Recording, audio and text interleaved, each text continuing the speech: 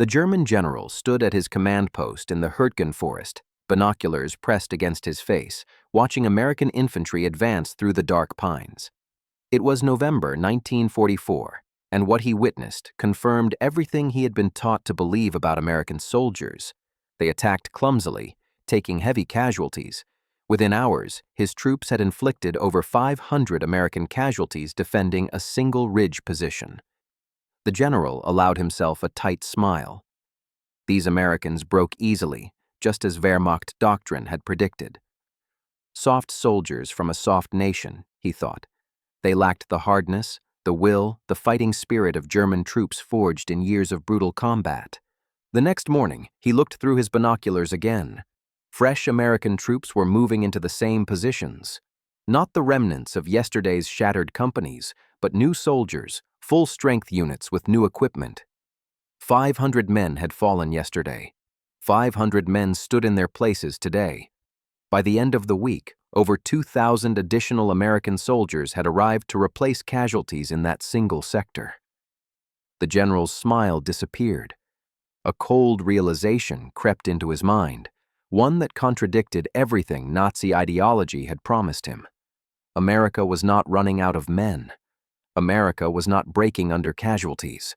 America could afford to lose battles and still win the war, because behind every American soldier who fell, 10 more were waiting to take his place. This was not supposed to be possible.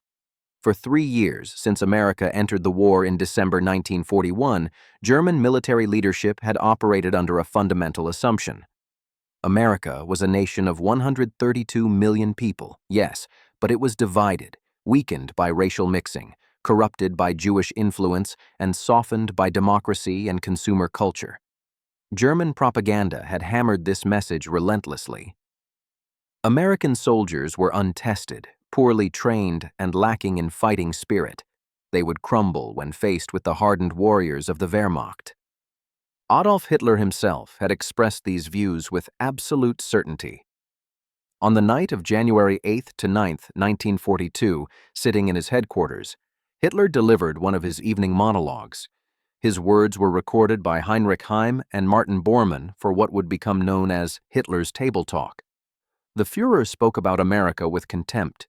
Everything about the behavior of American society reveals that it is half Judaized and the other half negrified, he declared. How can one expect a state like that to hold together? This was not casual wartime rhetoric designed to boost German morale. This was the core of Nazi ideology, the fundamental belief system that would shape German strategic planning. Hitler genuinely believed that racial diversity weakened nations, that democratic societies could not sustain total war, that American industrial capacity was exaggerated propaganda. He was not alone in these beliefs. The entire German military establishment, from field marshals to junior officers, had been educated in a worldview that made American weakness an article of faith. Joseph Goebbels, Hitler's propaganda minister, orchestrated a relentless campaign through his weekly newspaper Das Reich, systematically portraying America as a nation in terminal decline. On August 9, 1942, Goebbels ridiculed America as God's own country, where, if left to its own resources, it would soon return once more to desert and prairie, as wide and as empty as the souls of its people. He portrayed America as parasitically dependent on European civilization for everything of value, a young land lacking culture, education, and history. Hermann Göring, as Reichsmarschall and head of the Luftwaffe, epitomized this dismissive attitude with his famous claim that Americans could only make refrigerators and razor blades. They would never be able to produce the military equipment necessary to defeat Nazi Germany, he insisted. This was not mere wartime bluster meant for public consumption. It reflected genuine belief among German leadership in American industrial incapability. German military planners had studied American performance in World War I and drawn dismissive conclusions. Yes, America had eventually sent troops to Europe in 1917 and 1918, but those soldiers had required extensive training from French and British forces before they were considered battle-ready. The United States Army of 1918 numbered fewer than 200,000 men before the draft. Surely, the Nazis reasoned, this was not a nation built for modern mechanized warfare. The Wehrmacht officers believed it. They convinced themselves that America's greatest weakness was its inability to sustain casualties. Democratic societies, they reasoned, could not endure the losses that total war demanded. The American public would not tolerate the casualty lists that came from sustained combat.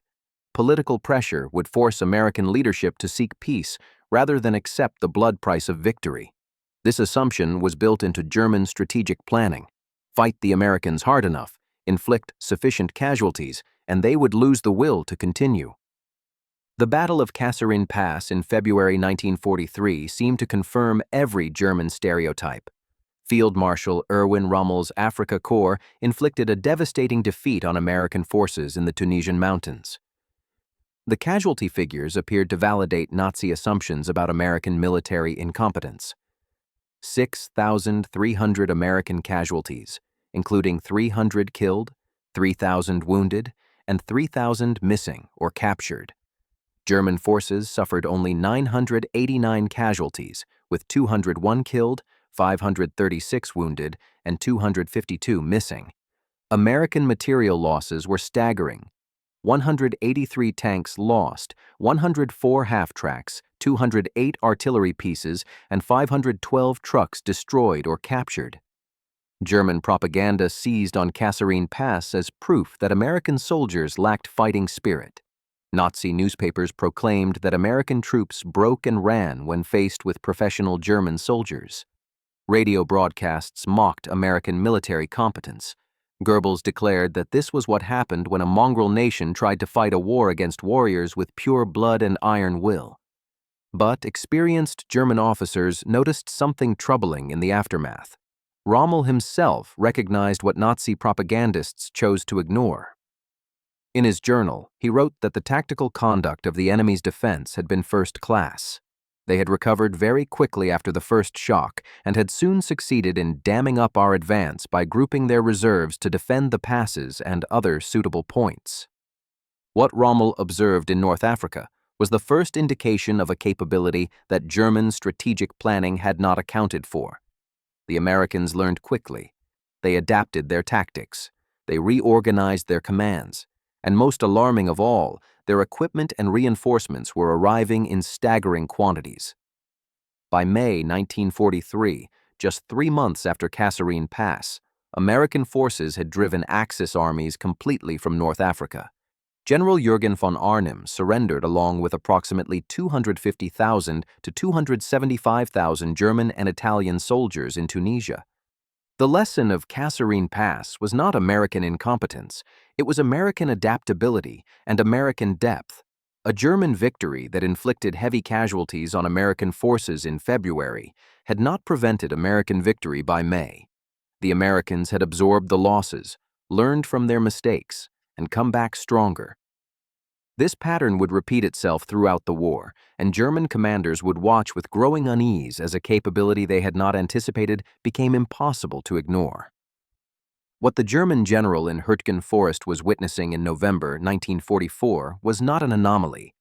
It was the systematic expression of American manpower mobilization on a scale that made German replacement systems look primitive by comparison.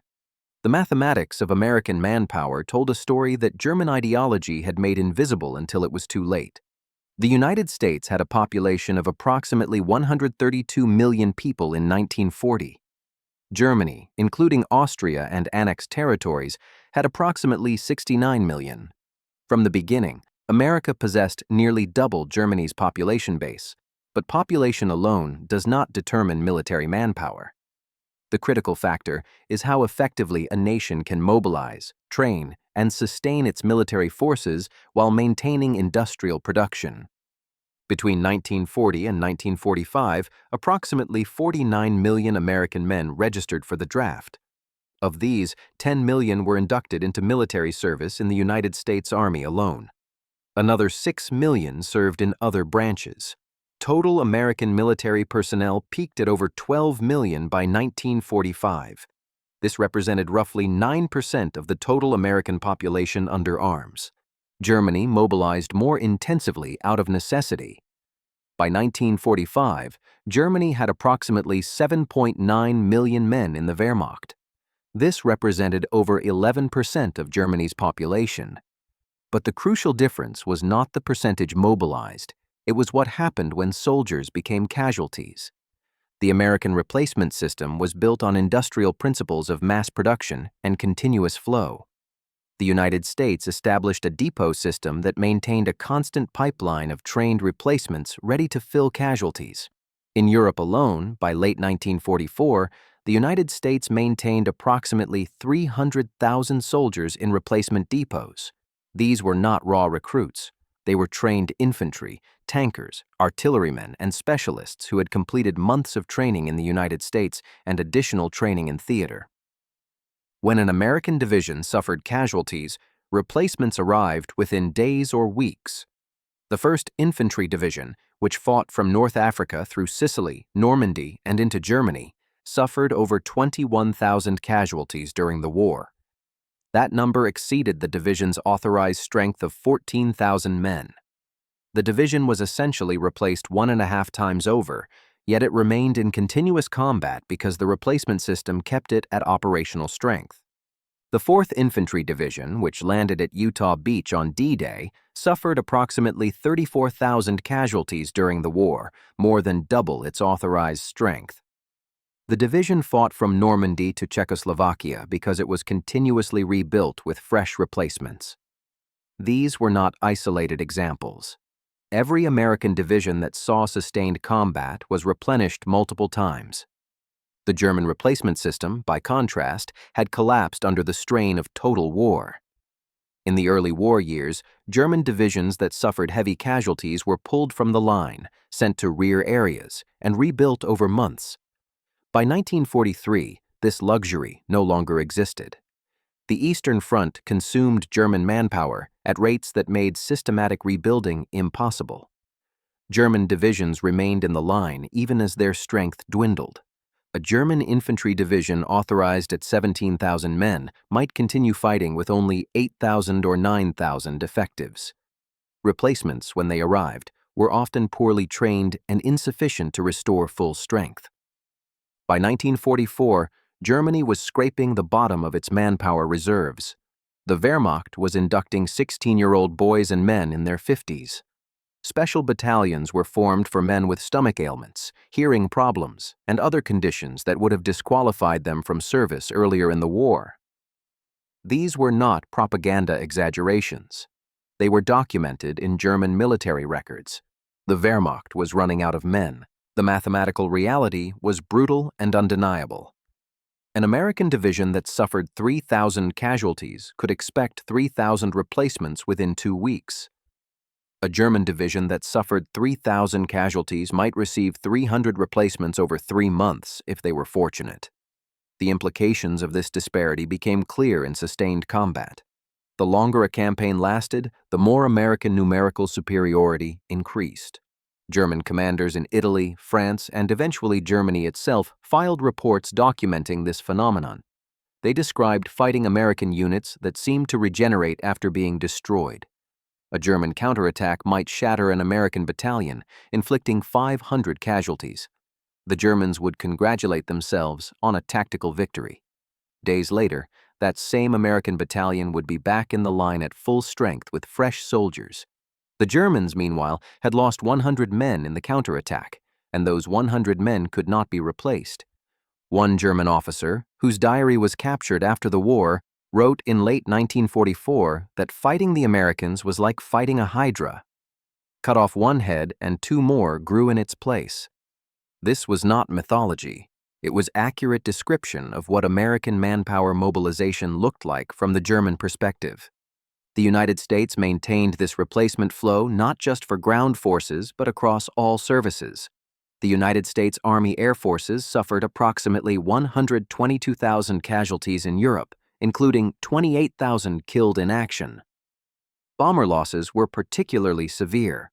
A B-17 crew had roughly a 50% chance of surviving a 25-mission tour in 1943. Yet American bomber strength in Europe increased month after month because replacement crews arrived faster than casualties mounted. The 8th Air Force, based in England, grew from a handful of bombers in 1942 to over 2,000 heavy bombers by 1944. German fighter pilots shot down American bombers by the hundreds, but American bomber formations kept growing larger. Luftwaffe pilots who survived long enough noticed that American bomber crews improved in skill over time. Early in the air campaign, American crews were vulnerable and made tactical mistakes. By 1944, American crews were experienced and difficult to kill. The Americans had absorbed their early losses, learned from them, and built a force of veteran air crews through systematic training and replacement. Germany's pilot training program, by contrast, had collapsed. Luftwaffe pilots in 1944 and 1945 often had less than 100 hours of flight time before entering combat. Experienced German pilots were killed faster than replacements could be adequately trained. Fuel shortages meant that even when pilots were available, they could not train properly. The Luftwaffe was dying from attrition, and there was no pipeline of replacements to reverse the trend. The infrastructure that enabled American manpower mobilization was itself a demonstration of industrial and organizational capability. The United States established training camps across the country that processed hundreds of thousands of recruits simultaneously. Fort Benning, Georgia, trained infantry officers and enlisted men in continuous cycles. Camp Roberts, California, processed entire divisions through training. The scale of these operations would have been impossible without American industrial capacity to provide equipment, vehicles, weapons, and supplies. Every American soldier sent overseas represented not just one individual, but an entire logistical tale. Uniforms, boots, helmets, weapons, ammunition, food, medical supplies, transport, and 1,000 other items had to be produced, shipped, and distributed. The United States managed this for over 12 million service members while simultaneously equipping British, Soviet, and other Allied forces through Lend-Lease. German logistics, efficient in the early war years, became increasingly strained as the war dragged on. By 1944, German soldiers were sometimes issued captured Soviet equipment because German production could not keep pace with losses. German soldiers in Normandy wore a mixture of German and captured French uniforms. German trucks were supplemented by horse-drawn wagons. These were signs of a logistics system under terminal strain. The depot system that kept American units supplied with replacements extended to equipment as well. When an American tank was knocked out, a replacement tank arrived from depot stocks. When a German tank was knocked out, getting a replacement might take weeks or months. German panzer divisions that began a campaign with 100 tanks might end with 30, and those 30 would remain the division's strength until the war ended, or the division was withdrawn from combat for months of rebuilding. American armored divisions maintained their strength through continuous equipment replacement. The 2nd Armored Division, which fought from Normandy to the Elbe River, lost hundreds of tanks to combat and mechanical breakdown. The division remained at operational strength because replacement tanks arrived regularly. German tank commanders noticed this. They destroyed American tanks in successful defensive battles, only to see the same American units attack days later with full tank strength restored. The psychological impact on German soldiers cannot be overstated. Morale in military units depends partly on the belief that individual sacrifice contributes to eventual victory. German soldiers in 1944 and 1945 increasingly doubted that victory was possible. They saw their own units shrinking while American units seemed to grow stronger. They watched comrades killed or wounded with no replacements arriving. They saw American casualties evacuated by well-organized medical systems, while German wounded sometimes died for lack of medical supplies. German military diaries and letters from late in the war reflect growing despair. One German soldier wrote to his family in December 1944 that we kill them by the hundreds, but hundreds more take their places. Where do they all come from? The answer was simple but devastating. They came from a nation of 132 million people with an intact industrial base, systematic training programs, and logistical networks that functioned efficiently despite being stretched across 2 oceans. The Battle of Hürtgen Forest, where this story began, exemplified the mathematics of attrition warfare in microcosm. American forces suffered approximately 33,000 casualties fighting in the Hürtgen Forest from September to December 1944. German forces suffered approximately 28,000 casualties. In tactical terms, this was nearly even exchange. But in strategic terms, it was catastrophic for Germany. The Americans replaced their 33,000 casualties and continued offensive operations. The Germans could not replace their 28,000 casualties. Those men were gone, and the Wehrmacht units that lost them remained under strength. By December 1944, some German divisions in the Hürtgen Forest were at 50% strength or less. American divisions, despite suffering equally heavy casualties, remained at or near authorized strength through continuous replacement. This pattern repeated across every theater where Americans and Germans fought. In Italy, American casualties from the Salerno landings in September 1943 through the German surrender in May 1945 totaled approximately 114,000, including 23,000 killed. German casualties in Italy were approximately 435,000, including 48,000 killed. But the disparity in replacement capability meant that American strength in Italy increased over time, while German strength decreased.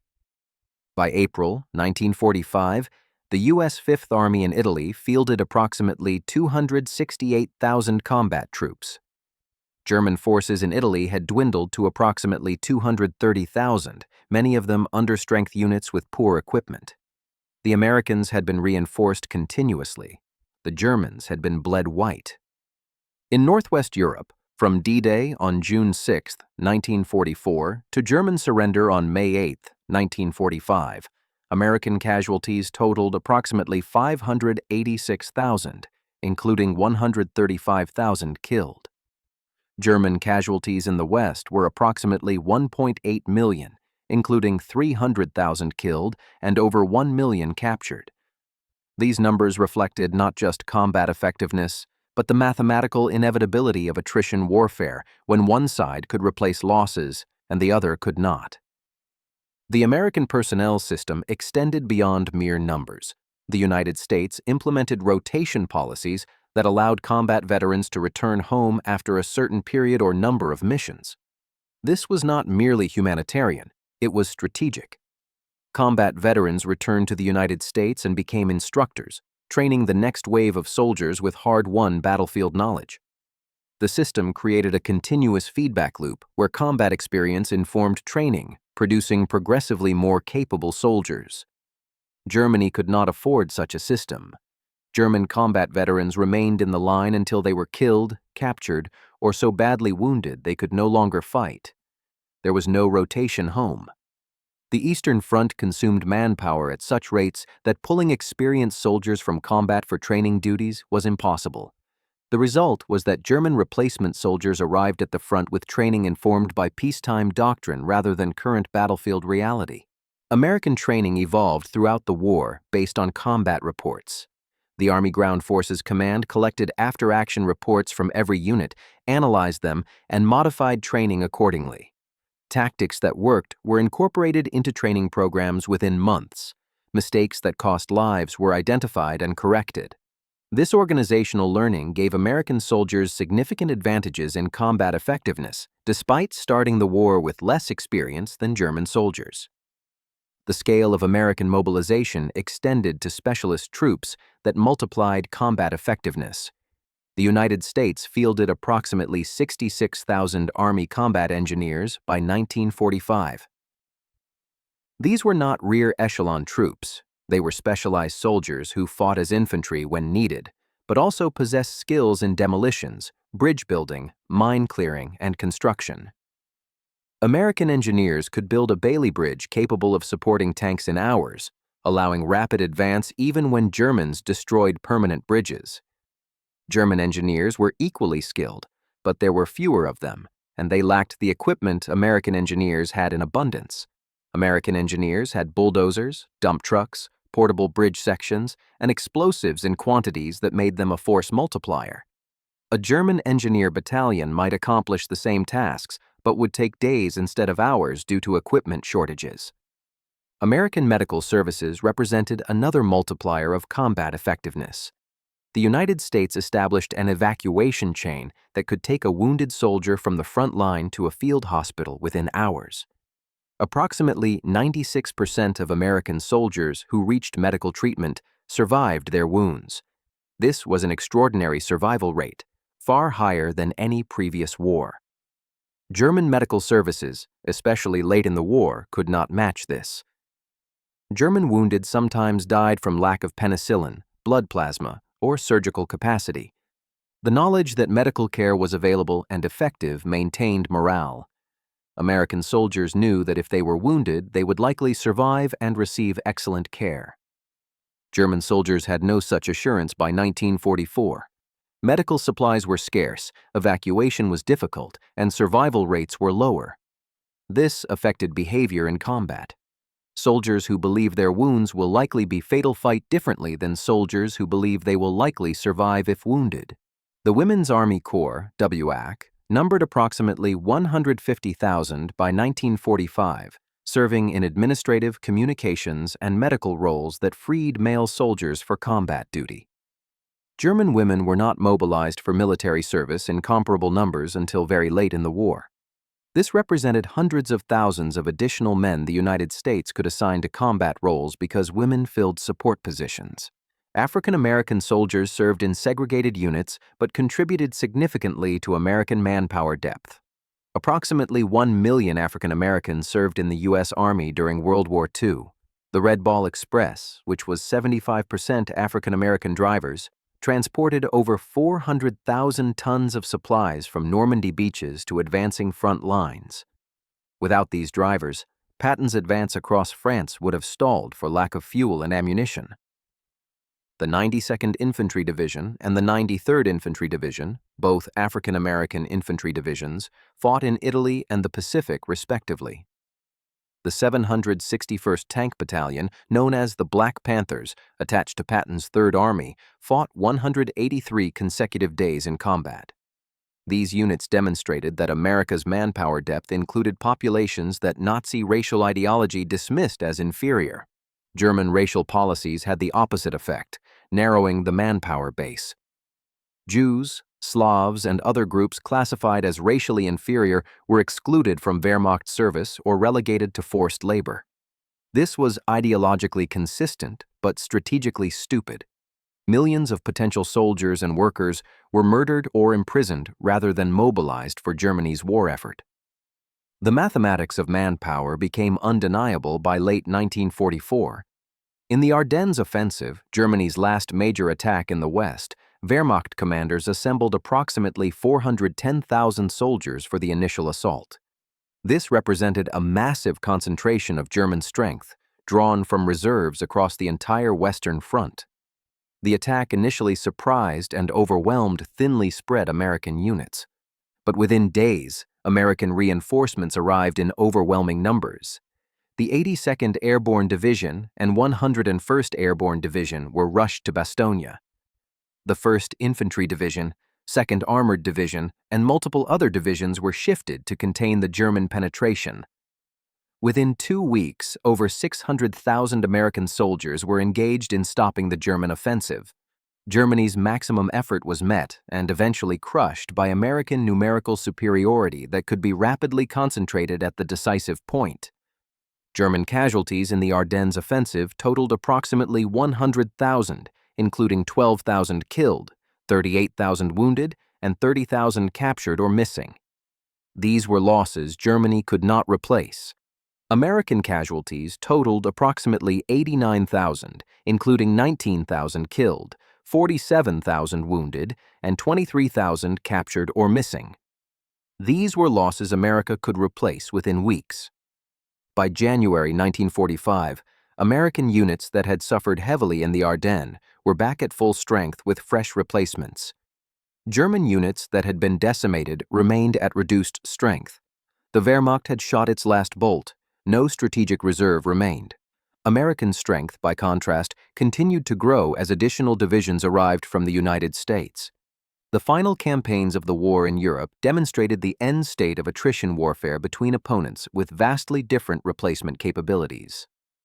American forces crossed the Rhine River at multiple points in March 1945, advancing with overwhelming superiority in men, equipment, and supplies.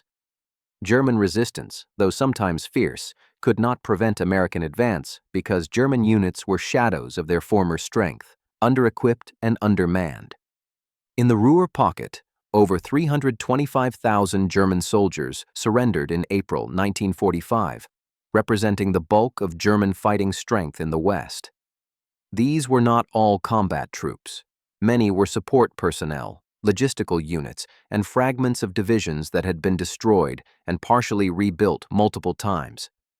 The Wehrmacht in the West had ceased to exist as a coherent fighting force.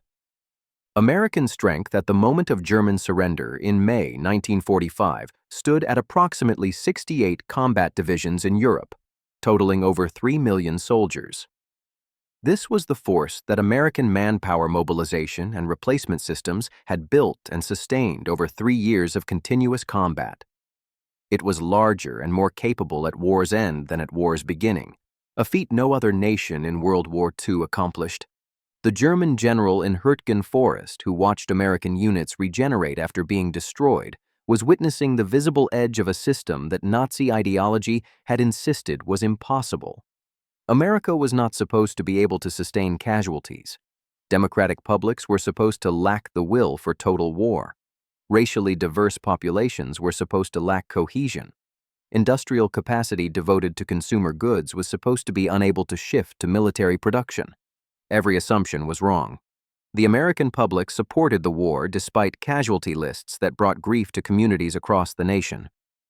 Racial diversity, though imperfectly integrated and often unjustly implemented, provided manpower depth that racially exclusive Nazi Germany could never match. Industrial capacity designed for mass production of consumer goods proved brilliantly adaptable to mass production of military equipment. The United States entered World War II with an army that ranked approximately 17th in the world in size, barely larger than Romania's army. 4 years later, the United States had built the most powerful military force on Earth, deployed across 2 oceans, fighting in Europe, the Mediterranean, and the Pacific simultaneously. The transformation was unprecedented in scale and speed. Nazi ideology had made this transformation invisible to German strategic planning. If you believe democratic societies cannot sustain total war, you cannot plan effectively for fighting one that can. If you believe racial diversity is fatal weakness, you cannot anticipate the strength it might provide. If you dismiss enemy industrial capacity as propaganda, you will be unprepared when that capacity becomes reality. The Wehrmacht generals who advised Hitler to seek peace in 1944 understood what Nazi ideology had prevented the German leadership from seeing earlier. America possessed manpower depth that made German victory impossible through any plausible military strategy. You cannot defeat an enemy who replaces every casualty with 2 fresh soldiers. You cannot win an attrition war against an opponent with double your population and triple your industrial capacity. The story of American manpower mobilization in World War II is ultimately the story of how a democratic society, for all its flaws and contradictions, proved capable of sustained total war against a dictatorship that had convinced itself democracies were weak.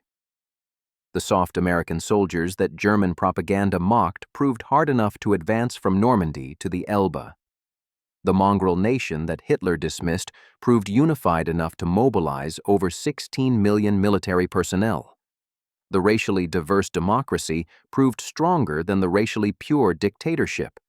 For every American soldier who fell, 10 more stood ready to take his place. This was not propaganda.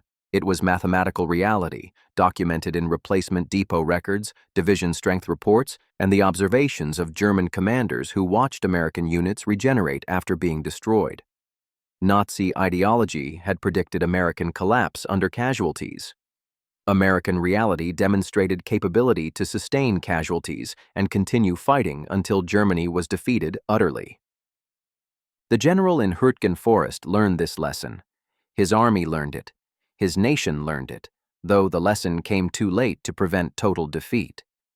The American soldiers who kept coming, wave after wave, replacement after replacement, proved through their presence what no amount of propaganda could refute.